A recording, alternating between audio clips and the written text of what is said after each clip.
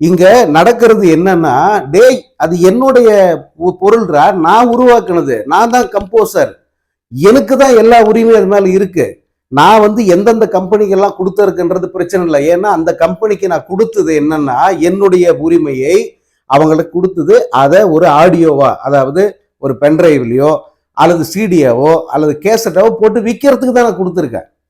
மற்றபடி வந்து எனக்கு தெரியாமல் என் அனுமதி இல்லாம வந்து எவனுக்கு வேணா அவன் கொடுக்கலாம் அப்படின்னு கிடையாது. அப்படிங்கிறத தான் இளையராஜா தொடர்ச்சியா நிரூபிக்க போராடிட்டு இருக்கார்.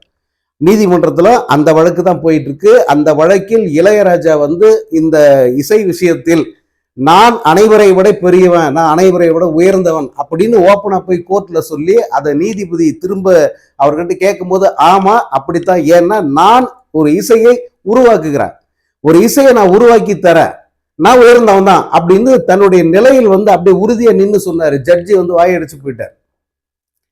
காரணம், இசைங்கிறது எல்லாராலையும் போட்டுற முடியாது, எல்லாராலையும் உருவாக்கிட முடியாது.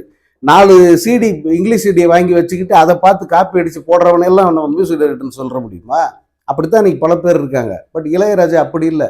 50 ஆண்டு சரித்திரம், 50 ஆண்டு சாதனை, 50 ஆண்டுகள் வந்து அவர் செஞ்சிருக்கிற சாதனைக்கு வந்து இந்த மக்கள் மொத்த பேரும் அவர்கிட்ட சாஷ்டாங்கமா விழுந்து கும்பிடணும். அவர் அவ்வளவு தூரத்துக்கு பண்ணியிருக்காரு. அவ்வளவு தூரத்துக்கு வந்து அந்த இசை எல்லாருக்கும் பயன்பட்டு இருக்கு.